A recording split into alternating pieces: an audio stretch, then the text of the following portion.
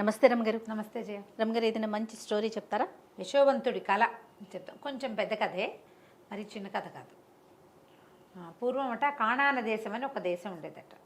ఈ దేశంలో ఏకవీరుడని ఒక రైతు ఒక ఆయన ఉండేవాడు. రైతు అన్న పేరే కానీ చాలా పెద్ద కమతం, ఒక రాజస్థానం లాగానే ఉండేది. ఆయనకి 2 భార్యలు అన్నట్టు. పెద్ద భార్యకి 10 మంది పిల్లలు, కొడుకులు. రెండో భార్యకి 2 పిల్లలు, యశోవంతుడు మంజులాంగుడు. అయితే యశోవంతుడికి బాగా వాడు పెద్దవాడు అయ్యాక చిన్నపిల్లాడు పుట్టాడు, రెండోవాడు. ఈయన ఈ పెద్ద పిల్లలు మగపిల్లలు కొంచెం వాళ్ళ మేనమావల స్నేహాలు అవి ఉండి వాళ్ళు పెద్దగా తండ్రితోటి సఖ్యంగా ఉండేవాళ్ళు కాదు. పిల్లల దగ్గరికి రారు, తల్లి చుట్టూతా మేనమావల చుట్టూ అలా ఉంటారు. ఈ రెండో భార్య పిల్లలు కొంచెం చిన్నపిల్లలు అవడంతో చంటి పిల్లలు ఎలాగైనా పసిపిల్లలు కాస్త ఎక్కువ తండ్రులతోటి సన్నికర్షగా ఉంటారు. ఈయనకి రెండో భార్య పిల్లలంటే చాలా ముద్దు. ఈ యశోవంతుడు కొంచెం ఉత్సాహపరుడు. పడుకుని ఏదైనా కళ వస్తే నాకు ఇలా కళ వచ్చిందని చెప్పేవాడు. అయితే ఒకసారి ఏమైందట, వీళ్ళు చాలా పెద్ద గొడ్ల మంద ఉంది, పశువుల మంద. వీళ్ళకి రైతు కదా. ఈయన తన పశువుల్ని మేపే మైదానంలో గడ్డి తగ్గిపోతుంటే ఆయన ఏమన్నట్ట, ఒరే నాయనలారా, మీరు పశువుల్ని తీసుకెళ్ళండి, పెద్ద మందాన్ని పట్టుకెళ్ళిపోండి, చిన్న మందాన్ని నాకు వదిలిపెట్టండి, మరి ఇక్కడ గడ్డి తగ్గిపోయాక చిన్నపిల్లల్ని తీసుకుని నేను వస్తాను, మీరు ముందు పెద్ద మైదానాల వైపుకి వెళ్ళిపోండి అన్నారు. పాతకాలంలో అలా చేసేవాళ్ళు. ఇప్పుడు కూడా మేకల మందల్ని వాటిని తోలుకుపోతారు. కొండపాలెం సినిమా చూసాం. కొండపాలెం సినిమాలో అలాగే కదా, మేకల్ని గొర్రెల్ని వాటిని మేపడానికి కొండల మీదకి తీసుకుంటారు. అవి బాగా బలిసాక అమ్ముకుంటారు. వాటి కాపలా కాసుకోవటం అవన్నీ వాళ్ళదే పూచి. 10 మంది మగపిల్లలు పెద్దవాళ్లే. సరే, అందుకని పంపిస్తే ఏమైంది, చిన్నపిల్లలిద్దరూ ఇంటి దగ్గర ఉన్నారు. ఈ యశోవంతుడికి ఒక 16 ఏళ్ళు ఉంటాయి, ఆఖరి వాడికి ఒక 4-5 ఏళ్ళు ఆ మంజులాంగుడికి. అయితే యశోవంతుడు ఒకనాటి రాత్రి నిద్రపోతే వాడికి ఒక కళ వచ్చింది. ఆ కళ ఎట్లా వచ్చింది, తనేమో ఏదో రాజు వేషంలో ఉన్నట్టు, తన అన్నదమ్ములని తను దండించినట్టుగా ఒక కళ. ఓహో. వాడికి ఆ కళలు చెప్పడం అలవాటు కదా. అన్నయ్యలు ఎవరూ లేక వాళ్ళతో చెప్దామనుకుంటే ఇంతలో ఏమైంది, వాళ్ళు ఏం చేశారు, మైదానం మీదకి వెళ్ళిపోయి తండ్రికి కబురు చేయాలి. అంటే తండ్రితో సఖ్యం లేదు వాళ్ళకి, నాన్న కంగారు పడతాడు, అలాంటి భావాలు లేవు. వీళ్ళకి ఏ కబురు చేయాలి. వీడు నిద్ర లేచి ఆ కళ చెప్పడానికి ఎవరూ లేరు అనుకుంటుంటే తండ్రి అన్నాడు, అరే అబ్బాయి, నువ్వు కాస్త ముందెళ్ళి అన్నయ్య వాళ్ళు ఎక్కడున్నారో చూడు, ఎట్టాగొట్టా కబురు చేయి, మేము కూడా మెల్లిగా వెనకాల బయలుదేరి వస్తానులే, వాళ్ళ సంగతి ఏం తెలియలేదు, ఏదైనా ఇబ్బంది పడుతున్నారో ఏం పడుతున్నారో ఏదో ఒక కబురు చేయమంటే. ఈ యశోవంతుడు తండ్రితో సఖ్యం గలవాడు, తెలివైనవాడు, ఏదో చేస్తాడని ఈ 16 సంవత్సరాల పిల్లవాడిని పంపించాడు. పరిగెత్తుకుంటూ వెళ్ళాడు. వాళ్ళంతా మందతో నిదానంగా వెళ్ళాడు. వీడు మేఘాల మీద పరిగెత్తుకుంటూ పోయాడు. పై మైదానంలో అన్నయ్యల్ని కలుసుకునేసరికల్లా ఈ కనపడంగానే వాళ్ళు ఏమన్నారు, ఏంట్రా ఇంకో కళ చెప్పడానికి వచ్చావా అన్నారు. అంటే ఇప్పుడు అన్నాడు, అదేంటో అన్నయ్య విచిత్రంగా వచ్చింది కళ, మీరందరూ ఇంత బలశాలులు కదా, ఏంటో నేను మిమ్మల్ని దండించినట్టు నాకు కళ వచ్చింది, నేను రాజులాగా ఉన్నా ఆ కళలో అనేసరికి వాడిని వేళాకోళం చేశారు. ఇంతకుముందు నీకు వచ్చిన కళలు నిజమైనాయి, కొత్తవన్నీ చెప్తావు అన్నాక వాళ్ళకి ఏమనిపించింది, వీడు కల్లో అయినా రాజు అయిపోవటం ఏమిటి, మన వెనకాల పుట్టినవాడు, కల్లో కూడా కాకూడదు. మన తమ్ముడు రాజు అయితే మనకు నచ్చుతుందా? పైగా సవతి మాత్సర్యం ఒకటి ఉంటుంది, ఇది ప్రధానమైంది. వాళ్ళు ఏమన్నారు, వీడి సంగతి చూడాలి, వీడిని ఇక్కడ ఎక్కడో చోట ఏదో ఒక జంతువుకి ఎరేసేస్తే వీడి రోగం కుదురుతుంది అనుకున్నారు. వీళ్ళందరూ కూడా ఇతని కంటే కాస్త కొద్దిగా పెద్దవాళ్ళు. వీడి వయసు వాడు ఒకడున్నాడు అందులో. వాళ్ళకి వీడు మన తమ్ముడు, వీడిని ఏమైనా చేస్తే నాన్నకి ఏం సమాధానం చెప్తాం, అయినా మనలో ఒకడిని ఇలా అలా అనిపించలే.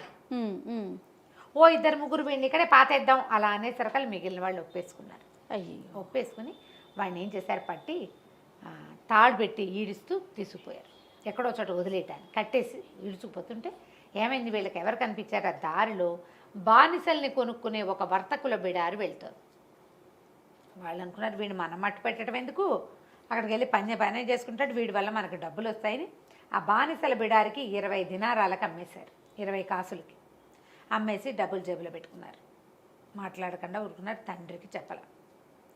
ఈ వర్తకుల బిడారులో పట్టుబడిన యశోవంతుడు అవతల రాజ్యంలో అమ్మబడ్డాడు, మహారాజుకి బానిసగా అమ్మబడ్డాడు. అయితే ఆయన బానిసలను ఏం చేసేవాళ్ళు, ఇలా కొనుక్కున్నాక వాళ్ళకి ఏంటి జీతభత్యాలు ఏమి ఉండవు, ఆహారం పెడతారు, పని చేయించుకుంటారు. మళ్ళీ వాళ్ళు అమ్మేదలుచుకుంటే అమ్మేసుకోవటమే, ఒక వస్తువు వాడు అంతే. అయితే ఈ అంతఃపురానికి దగ్గరలో అతనికి ఒక కొలువులో కుదిర్చారు వాడిని. ఏముంది, దేవుడిలో అన్నం తింటారు, ఇక ఉంటారు, అక్కడే ఉన్నాడు. వీడికి తన కళని విశ్లేషించుకోవటం అవి ప్రాక్టీస్ ఉన్నాయి ముందు నుంచి, ఉన్నాడు అక్కడే. ఈ లోపల ఏకవీరుడు కుమారులను పిల్లల్ని కలుసుకున్నాడు, చిన్నపిల్లాడిని భార్యల్ని తీసుకుని. యశోవంతుడు ఏడంటే ఏడి అన్నారు.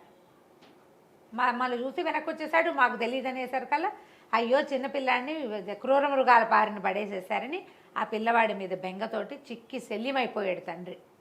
పంచప్రాణాలు ఈ చిన్నపిల్లాడి మీదే పెట్టుకుని బతికేవాడు. కొంతకాలం గడిచింది.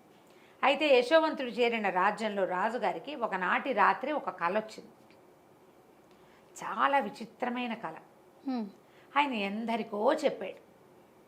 ఆ కళ తాలూకు ప్రాఫెసీ ఇప్పుడు దీన్ని విశ్లేషణగా చెప్పగలిగిన వాళ్ళు ఎవరు కనపడలే ఆయనకి. ఎవరెవరినో రప్పించాడు. ఆ కళ ఏమిటి, ఒక పెద్ద ప్రవాహం ఈయన రాజ్యానికి ఆనుకొని ప్రవహిస్తుంది. అందులో ఇంచి 7 ఆవులు గట్టెక్కాయి.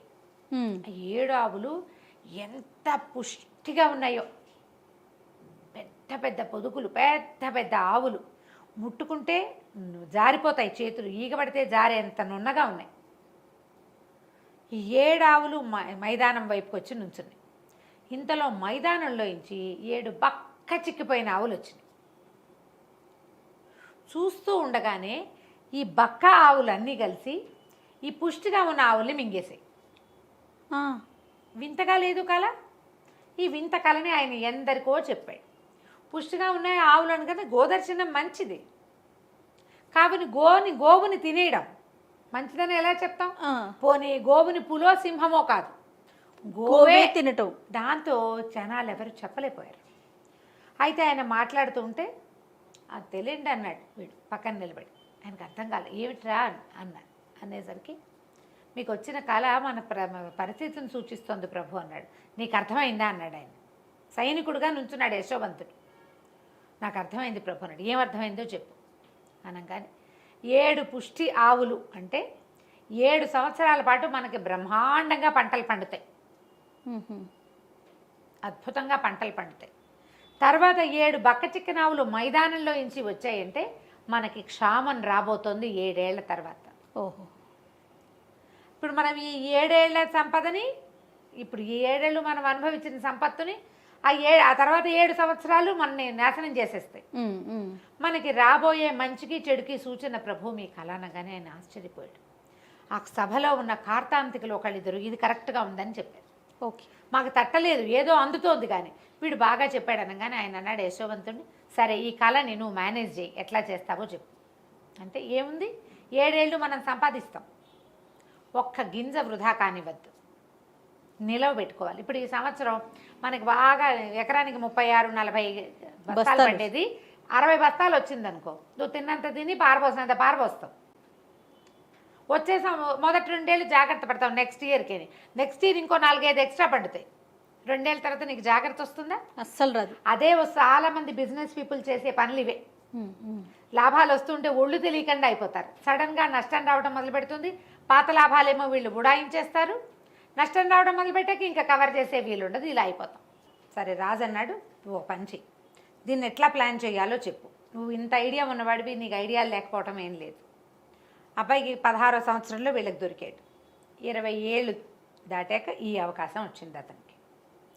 సరే ఏమైంది, ఇతను ఏం చెప్పాడంటే ఆ సంవత్సరం నుంచి ప్రజలు పండింది వాళ్ళకి అవసరమైంది ఉంచుకొని మిగిలిందంతా రాజుగారి ఖజానాకి గిడ్డంగులకి తరలించేసేయాలి. ఒక్క గింజ పారేయటానికి వీల్లేదు, ఒక్క గింజ పడేయకూడదు.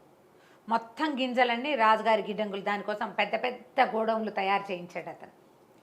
ఏటా ప్రజలు తమకు అవసరమైన ధాన్యాలు, విత్తనాలు, డబ్బు కూడా కావాల్సినంత ఉంచుకోవటం. ఇప్పుడు డబ్బు ఖజానాకు చేరిపోతుంది, ధాన్యాలు గిన్యాలు మొత్తం సమస్తం రాజుగారి గిడ్డంగులకి చేరిపోవాలి. మరుసటి సంవత్సరం పండిందంతా గిడ్డంగికి వచ్చేస్తుంది, నిరుటిది వాడుకుంటారు. ప్రతిసారి ఫ్రెష్దే ఉంటుంది, తెలివి చూడు, ప్రతిసారి ఫ్రెష్గా ఉంటుంది. అంతేగాని 7 ఏళ్ల క్రితం నిలవబెట్టింది 7 ఏళ్ల తర్వాత అదేం పని చేస్తుంది? ఆ గింజ పని చేయదు, ఇంకా తప్పతాలు వచ్చేస్తాయి అందులో. అవునవును. ఈ నిలవ పెట్టిందే మీరు వాడుకోవాలి తప్ప ఫ్రెష్ది మీ దగ్గర ఉండడానికి వీల్లేదు అని చెప్పి ఇక నిలవలు విపరీతమైన నిలవల్లోకి వచ్చేసారు వీళ్ళు.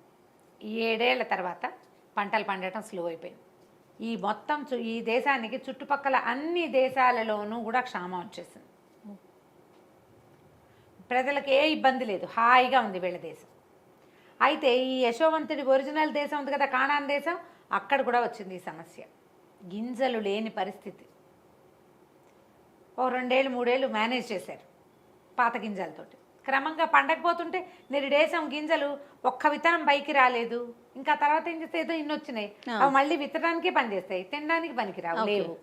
దాంతో అన్ని దేశాలు చుట్టుపక్కల రాజ్యాల వాళ్ళంతా మాకు కూడా సహాయం చేయండి అని యశోవంతుడి దగ్గరికి రావడం మొదలెట్టారు. మోతాదుగా వాళ్ళకు కూడా సహాయం చేశాడు. పై దేశాల నుంచి సహాయం అర్థించే వాళ్ళు రావడం మొదలుపెట్టారు కొల్లలుగా. మనకు అక్కడ ఏకవీరుడు ఉన్నాడు యశోవంతుడి తండ్రి. ఆయన ఏం చేశాడు, కుమారులకు చెప్పాడు, నాయన మీరు కూడా వెళ్ళి ఆ రాజుగారి దగ్గర నుంచి ఏమైనా కొన్ని విత్తనాలైనా పట్టండి, వాళ్ళ విత్తనాలు మూలుస్తాయి ఈ సంవత్సరం తినడానికి, తర్వాత మనం విత్తనాలకి మన విత్తనం మొలవటాల వాళ్ళది గట్టిగా ఉంది అనేసరికి వీళ్ళని 10 మంది అన్నయ్యలు సంచులు గుచ్చుకుని వెళ్ళారు. యశోవంతుడిని వాళ్ళు గుర్తుపట్టలేదు. అప్పుడు వాళ్ళు చూసేసరికి లేత నూగు మీసాలు రాని పిల్లవాడు. ఓకే. ఎంత వయసు వచ్చింది, 30 దాటిపోయినాయి అతనికి. ఎవరు అతన్ని గుర్తుపట్టల. తర్వాత ఏమో ఇతను గుర్తుపట్టేశాడు అన్నయ్యలు. ఓకే. అన్నయ్యలు ఎందుకంటే వీళ్ళలో పెద్దవాడు 24 ఏళ్ళవాడు అప్పటికే. 24-26 ఏళ్ళు ఉన్నాయి. ఆ వయసు పిల్లలు ఏం పడతాయి మొహాలు.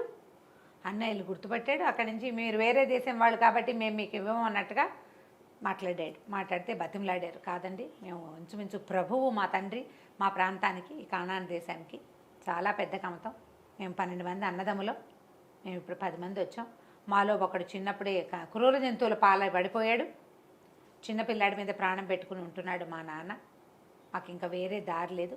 ఇంకో తమ్ముడు ఇంటి దగ్గర ఉన్నాడు, ఇవ్వండి అని బాగా బతిమలాడేసరికల్లా తను ఏమన్నాడు, సరే ఇప్పుడు వీళ్ళని రప్పించాలి ఎలాగైనా. తమ్ముళ్ళల్లో ఆఖరి తమ్ముడు ఇంటి దగ్గర ఉన్నాడు కదా, వాడిని తెచ్చి నాకు చూపించండి, నేను మీ మాట నమ్మాలంటే అన్నాడు. అనేసరికల్ వీళ్ళు లబలబలాడారు, మా నాన్న ఒప్పుకోడండి అని. అయితే ఇతను ఏమన్నాడు, మీరు డబ్బిచ్చి ధాన్యం పట్టుకెళ్ళండి అంటే 10 మంది వాళ్ళ దగ్గర సంచుల నిండా నింపించుకున్నాక ఈయన ఏమన్నాడు, మీరు ఆ చిన్నపిల్లాన్ని తెచ్చి నాకు చూపిస్తేనే మీ మీద నాకు నమ్మకం, వచ్చే సంవత్సరం మీకు గింజలు ఇస్తాను, అందుకు కాపుగా మీలో ఒకరిని ఇక్కడ ఉంచి వెళ్ళండి. ఈ సంవత్సరానికి ఇచ్చారు ధాన్యం, వీళ్ళు తింటారు, పండించుకుంటారు, పంట వేస్తారు. పంట రాకపోతే వచ్చే సంవత్సరానికి పంటకి కావాలి, తిండికి కావాలి, మళ్ళీ రావాలి. అవును అనేసరికల్లా ఒకరిని మాకు వదిలిపెట్టేసేయండి అన్నాడు. లబలబలాడారు కానీ అతను ఒప్పుకోలే. ఇప్పుడు మీ ఉన్న 10 మందిలో ఆఖరి వాడిని నా దగ్గర పెట్టేళ్ళండి అనేసి వాడిని ఉంచుకుని ఏం చేశారు, సైనికులకి ఏం చెప్పాడంటే వీళ్ళ సంచుల్లో ఆ ధాన్యంతో పాటుగా వాళ్ళు ఇచ్చిన డబ్బులు కూడా వేసి మూట కట్టి వాళ్ళకి ఇచ్చేయండి అన్నాడు. అన్నయ్యల దగ్గర డబ్బు తీసుకోవాలా. ఆఖరి తమ్ముడు ఇక్కడ వదిలిపెట్టి వెళ్ళిపోయారు. 10 మందిలో ఆఖరి వాడు ఇక్కడ ఉండిపోయాడు, 10వ వాడు. వీళ్ళు ఇంటికి వెళ్ళారు. ఇంటికి వెళ్ళి ఏకవీరుడికి చెప్పారు, ఇట్లా జరిగింది, ఆఖరి వాడిని వదిలిపెట్టి వచ్చామంటే ఆయన లబోదిపోమని పొట్టాడాడు. అట్లా వదిలిపెట్టి వచ్చారు, పైగా అసలు వాడిని చంపేశారు.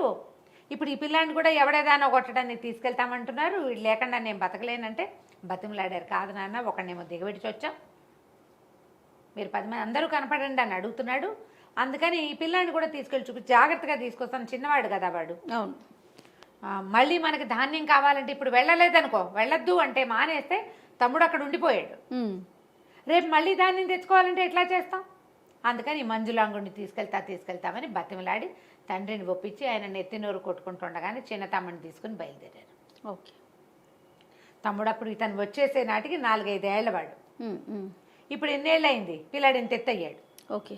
ఆ తమ్ముడిని చూశారు. సరే వీళ్ళెవ్వరూ అతన్ని యశోవంతుని గుర్తుపట్ల, ఎందుకంటే అక్కడ మంత్రి వేషం, బట్టలు, తలపాగా, మొహం మీదకి ఒక కుచ్చుతోటి అసలు అతన్ని గుర్తే పట్టలేదు వాళ్ళు. అక్కడి నుంచి వీళ్ళు వచ్చేసరికి ఆ చిన్న తమ్ముడిని కూడా చూసరికల్లా మహా ముద్దొచ్చేసింది ఇతన్ని. భోజనాలకు రండి మాతో పాటు అన్నం తిందురు కానీ పిలిచే భోజనాలకు ఏర్పాటు చేశారు. వరుసగా వేస్తే వరుసగా 1, 2, 3 మీరు కూర్చోండి నేను వరుసగా కూర్చోబెట్టాడు. వీడు ఈయనకి ఎట్లా తెలుసు మన వరుస అనుకున్నారు, ఆశ్చర్యపోయారు. భోజనం పెట్టించాడు. నేను కూడా మీతో పాటు తింటానని తర్వాత 11వ వాడిగా తను 12వ వాడిగా తమ్ముడిని కూర్చోబెట్టి పీటలు అట్లా వేయించి వాళ్ళతో పాటు కూర్చొని అన్నం తిన్నాడు. ఓ సంతోషం పట్టలేపాడు. మరి చిన్నతనం నుంచి అట్లా చిన్న అలవాటు కదా పాపం. అక్కడి నుంచి ఏం చేశాడు, అరే వీళ్ళంతా వెళ్ళిపోతారు కదా, వాళ్ళు మళ్ళీ ధాన్యానికి డబ్బు తెచ్చిచ్చారు. దాంతో పాటుగా ఆఖరి వాడు చిన్న పళ్ళెంలో వెండి బంగారపు గిన్నెలో పాయసం పోయించుకుని తాగాడు. ఈ పాయసపు గిన్నెను కూడా అందులో వేసేయండి, వడ్ల మూటలో వేసేసి కట్టేసి పంపించండి అన్నాడు. సరే దాన్ని వాళ్ళు తెచ్చిన డబ్బులనేమో ధాన్యపు మూటల్లో వేసేశారు. ఆఖరి వాడు పాయసం తాగిన ఆ బంగారు పాత్రను కూడా అందులో వేసి మూట కట్టేసి వీళ్ళ చేతిలో పెట్టారు. అక్కడి నుంచి వీళ్ళ మూటలు వీళ్ళు మోసుకుంటూ 11 మంది, ఈ 10 మంది ఆఖరి చిన్నపిల్లాడు ఊరు దాటారు. దాటగానే సైనికులు పట్టుకున్నారు. మీ మూటలు అక్కడేవో బంగారు పాత్ర పోయిందంటే మీ వస్తువులను ఇవన్నీ చూడమన్నారు అని. చూస్తే వీళ్ళు డబ్బులు ఎందుకు వెనక్కి వచ్చేసినాయో వీళ్ళకి అర్థం కాలేదు. లాస్ట్ టైం కూడా డబ్బు వెనక్కి వచ్చింది, ఏదో పొరపాటు జరిగింది అనుకున్నారు. ఈసారి కూడా తమ మూటల్లో డబ్బులు ఉన్నాయి. ఆఖరి వాడి మూటలో బంగారు పాత్ర కనపడింది. ఆ బంగారు పాత్ర అక్కడి నుంచి పాత్రను పట్టేసుకున్నారు, పిల్లాన్ని లాక్కెళ్ళిపోయారు. వీళ్ళు ఏం చేస్తారు, ఈ పిల్లాడు లేకుండా ఇంటికి వెళ్తే తండ్రి చంపేయడు, లాభోదీపం అని పరిగెత్తారు. మళ్ళీ వెనక్కి పరిగెత్తి అతనికి ఏంటంటే తండ్రిని చూడాలనుంది, తండ్రి కూడా తమతో ఉంటే బాగుండనుంది, ఏ రకంగా చెప్పాలో తెలియలే, అందుకని ఎత్తెత్తాడనమాట. అక్కడి నుంచి పెద్దవాళ్ళంతా బతిమలాడారు, బాబు మేము చేయలేదండి, పైగా మా పిల్లవాడు అట్లా కక్కుర్తి పిల్లాడు కాదు, వీడు మా ఇంట్లో వీడే కింగు, మేము మలమల వాడిపోయాము గింజలు లేక, అయినా మా ఇంట్లో వెండి పాత్రలు బంగారు పాత్రలు ఉన్నాయండి, వీడు పుట్టినప్పటి నుంచి బంగారు కంచంలో తినేవాడే, వాడికి ఒక్కడికే ఉంది ఆఖరి వాడని బంగారు కంచం, మా వాడు అట్లాంటి పిల్లవాడు కాదని బతిమలాడారు. కానీ కాకపోతే ఏమైంది, అలా వీళ్ళు బతిమలాడి మాట్లాడుతుంటే ఇతను తన తలపాగా ఇవి చుట్టూతా ఉన్న ఉత్తరీయము తీసి పక్కన పెట్టాడు. ఈ చిన్న పిల్లాడు ఒక్క ఎగిరి అన్నను కావలించుకున్నాడు. అప్పటిదాకా తెలియలే వాడికి, పైగా మంత్రి గారు మొహంలో ఒక మొహం పెట్టి ఏం చూస్తాడు, అవును పక్కన కూర్చున్నాడు. దానికి తోడు కావలించుకునే సరకాలు వాళ్ళు నిర్కాంతిపోయారు. ఒరే ఏమిట్రా అన్నారు వాళ్ళల్లో ఒకళ్ళిద్దరు దగ్గరికి వచ్చి పిల్లాడిని లాగబోయే సరకాల్లో వాళ్ళకి కనపడింది వాడి తండ్రిదే, వాడి మొహం. అందరు ఆశ్చర్యపోయారు. అప్పుడు వాడికి జరిగిందంతా చెప్పాడు. ఒక బండి పంపించి తండ్రిని తల్లుల్ని రప్పించుకున్నాడు. వాడికి వచ్చిన కళ ఎలా నిజమైంది, తను రాజుగా ఉన్నట్టు మిగతా వాళ్ళంతా అన్నయ్యల్ని దండిస్తున్నట్టు వచ్చిన వాడి కళ ఇన్నేళ్లకి కళలు ఫలిస్తాయి. రాజుగారి కళ కూడా ఫలించింది. ఇలాంటిది జరుగుతుందని ఊహించకుండా వాడేదో తను రాజైపోయాడన్న కోపంతో ఈ పని చేశారు. వాళ్ళకి బాధగానే ఉంది, ఆ తమ్ముడిని మిస్ చేసుకున్నామని. ఇక చేయగలిగేది ఏమీ లేదు. తర్వాత యశోవంతుడు తన అన్నయ్యల్ని తన రాజ్యంలోనే ఉంచుకున్నాడు. అతను మంత్రిగా ఎంతకాలమో రాజ్యం చేశాడు. ఆ కానాను దేశంలో ఉన్న వీళ్ళ పొలాలన్నిటినీ కూడా తమే వెళ్ళి స్వాధీనం చేసుకున్నారు. సో కళలు ఫలిస్తాయని అనుకోవాలి. రైట్ రాము గారు, నమస్తే.